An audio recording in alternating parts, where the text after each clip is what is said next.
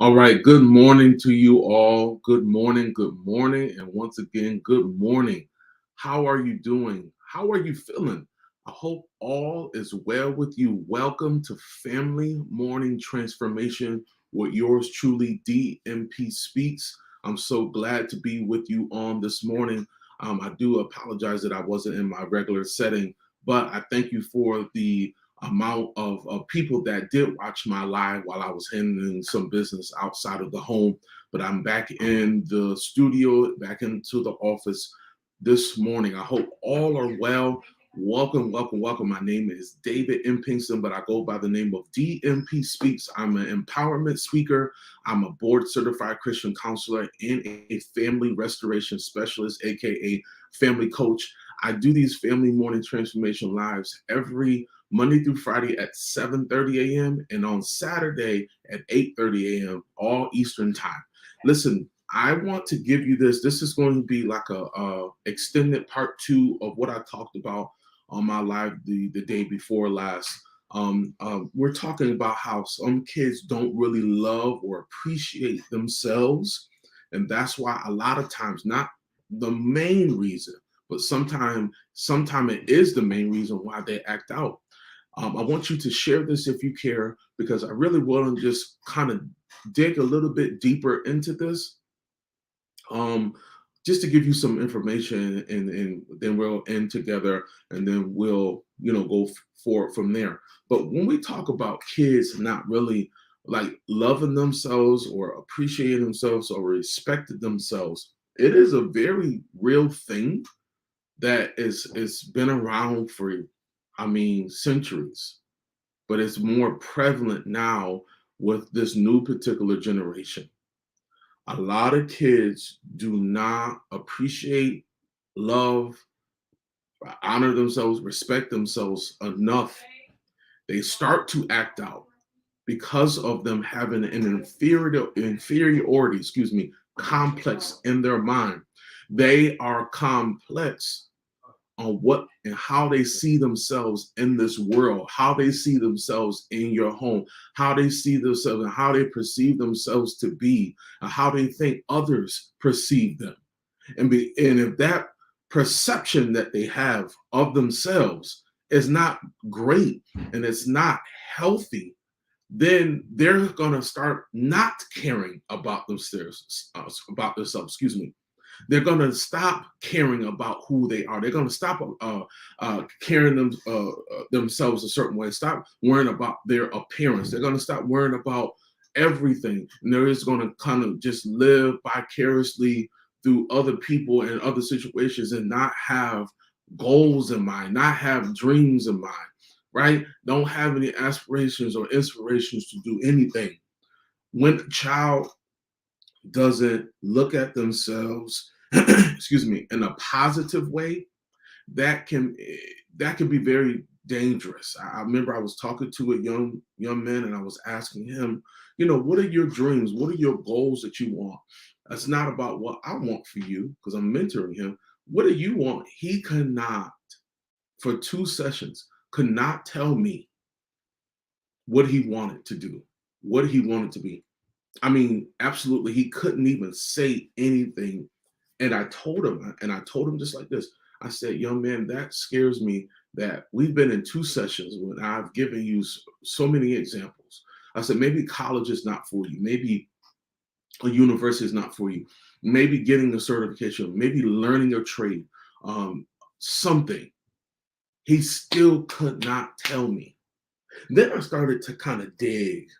I like to dig. I like to have surface conversations because I want to know where the kid is. But then when I started getting a little bit deeper in the conversation, getting toward that root issue, that root cause, I found out this young man didn't believe in himself, and there's a reason why. The reason why he didn't believe in himself, because he didn't feel like other people believed in him, right? Going back to that perception, he didn't believe in himself because he really believed that other people didn't believe in him. He knew that his family loved him, but he didn't feel appreciated by them because he probably not probably he told me he looked at himself as a problem child. And because a lot of kids like him, young men and young women, look at themselves low regard, then they start to act out. Because he said, well, nobody really cares about me anyways. I'm the black sheep of the family. I am the problem child. I am somebody that they just put up with. So I'm gonna drink. I'm going to smoke. I'm going to sex it up. I'm going to get in trouble. I'm going to steal, even though they try to give me everything. I'm going to do all these so I can get some attention. And whether you want to believe it or not, family, some of your kids act out so they can get some of your attention. Let me say that again. Some of your family members, some of your wonderful children that you buy everything for, they act out because they are looking for attention. Is it the right thing to do? No, to get attention? Of course not. But do I understand it? Yes. If that child feels in their mind that they don't feel great about themselves and they don't feel like you give them the time that they desire, the effort that they desire, they'll start acting out. They'll start talking to you any kind of way. They'll miss curfew. They won't answer their phone. They'll stay in their room. They'll do anything. I use the word bad, but the contrary to how they grew up so they can get your attention. And now, why am I talking about this morning? Why am I bringing this up? Because this is what's going on in a lot of families' homes behind closed doors. Some kids don't believe in themselves enough or believe in themselves at all. So that's why their grades slip. That's why they do hang out with certain kids because they feel these people understand me. This group understands me. They accept me for who I am. Or young ladies, excuse me, or young ladies have unwanted pregnancies because they say, well, since my mother and my father don't have nothing to do with me, at least if I have a baby, that baby will love me unconditionally.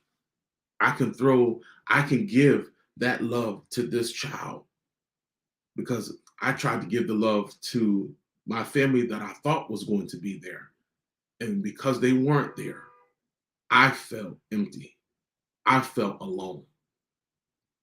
And even though you might not know that per se right now, that's why it's so important to have your eyes open, to have your ears open, to have your mind to be open, to pay attention to certain things, to certain words, certain phrases, certain body language, nonverbal cues, to pay attention, because your child might be suffering in this area and you might not even recognize it.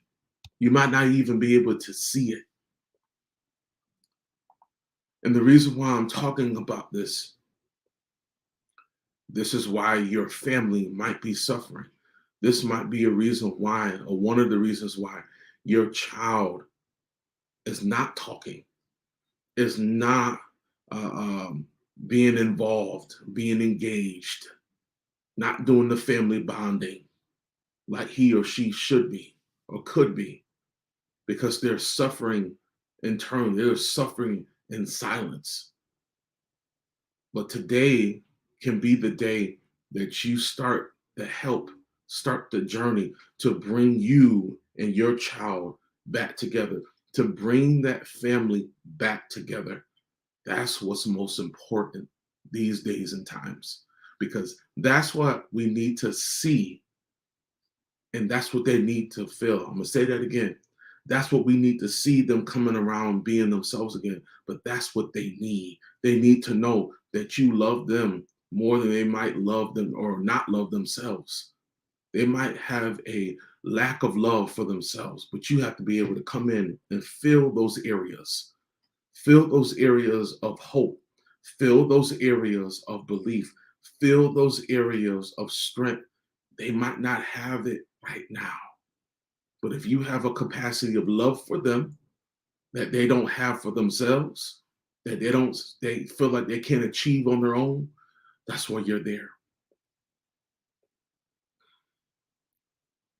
I want you, if you're interested, you know that you need this, and you know that your child is suffering, and you want to do something about it, and you're tired of making excuses, but you know, I got to do something before things get worse. I don't want my child to suffer any longer. I don't want my grandchild to go through what I went through. I want you to go to one of my social media platforms, and I want you to click on the link and sign up for your free 30-minute consultation call with me. Get the help that your child needs before it's too late, before things get worse, before things escalate when they don't have to. Listen, I believe in your family. I believe in you.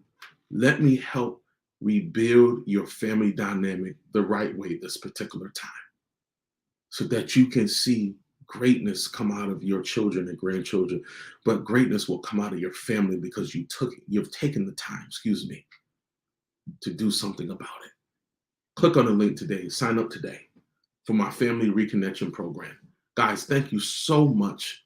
I'm so glad, I'm so grateful for your time that you spend with me every morning at 7:30 or 7:45 or whenever that I come on. I appreciate it. Listen, catch me tonight for a brand new podcast session at Better Podcast and it's not going to be at 9 o'clock today. It's going to be at 6:30 p.m. tonight. Just a special time. 6:30 p.m. because I'm doing some special things with some family members. So I'm going to move the time for today, 6:30 p.m. this afternoon. The Better Podcast, brand new session. Listen, you don't want to miss it. Guys, thank you so much for your time, and I will check you out tomorrow at 7:30 a.m. Eastern Standard Time. Take care.